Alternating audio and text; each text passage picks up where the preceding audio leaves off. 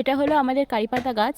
গাছটা না পুরো মরে গেছিলো। এই যে দেখো, এই যে ডাল দেখতে পাচ্ছ, শুকনো ডাল প্রায় পুরো মরে গেছিলো। কাঁচা ডালটা এই কয়েকদিন হচ্ছে, মানে ধরো না সপ্তাহখানেক হচ্ছে, আমি গাছে একটা বিশেষ সার দিয়েছিলাম। সেটা দেওয়ার পরে এই গাছটা এরকম হয়েছে। কি সুন্দর ফটকি ছেড়ে ছেড়ে হচ্ছে, দেখো কি সুন্দর লাগছে না দেখতে, একদম কচি কচি পাতা ছেড়েছে। এই যে এগুলো কি ফুল বলে না কি বলে আমি ঠিক বুঝতে পারছি না। কি সুন্দর দেখতে হয়েছে না? তো তোমরা দেখো আমি কি সার দিয়েছিলাম। আমার গাছের ফুলগুলো তোমাদেরকে দেখাই, এত সুন্দর রং আর এত সুন্দর দেখতে হয় ফুলগুলো। আচ্ছা কিভাবে, চলো শেয়ার করি। আমার কাছে না বেশ অনেক দিনের পুরনো চা পাতা পড়েছিল।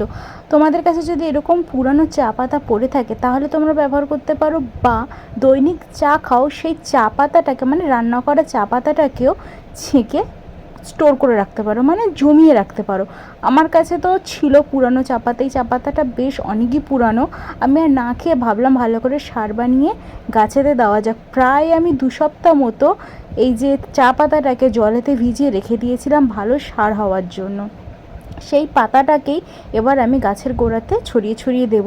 আর কাঁটা চামচ বা তোমাদের বাড়িতে যাদের গাছের মাটি মানে খুশে দেওয়ার মতো যে জিনিসগুলো থাকে সেইগুলো যদি থাকে, সেইগুলো দিয়ে গাছের গোড়াটা একটু খুশে দেবে চা পাতাটা দেওয়ার পরে। তাহলে কী হবে, ওপরের মাটিটা নিচে চলে যাবে, নিচের মাটিটা ওপরে চলে আসবে।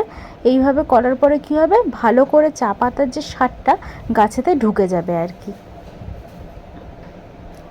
একইভাবে প্রত্যেকটা গাছের গোড়ায় আমি দিয়ে দিচ্ছি অল্প অল্প করে।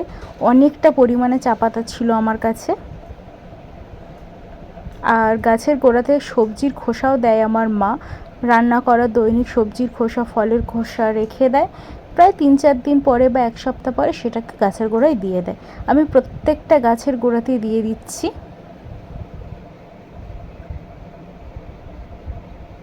আর 1 সপ্তাহ পরের ভিডিওতে আমি তো তোমাদের আগেতেই দেখিয়ে দিলাম যে কারিপাতা গাছ বা আমার ফুল গাছগুলো কত সুন্দর উন্নতি হয়েছে। তোমরাও দাও, বুঝতে পারবে।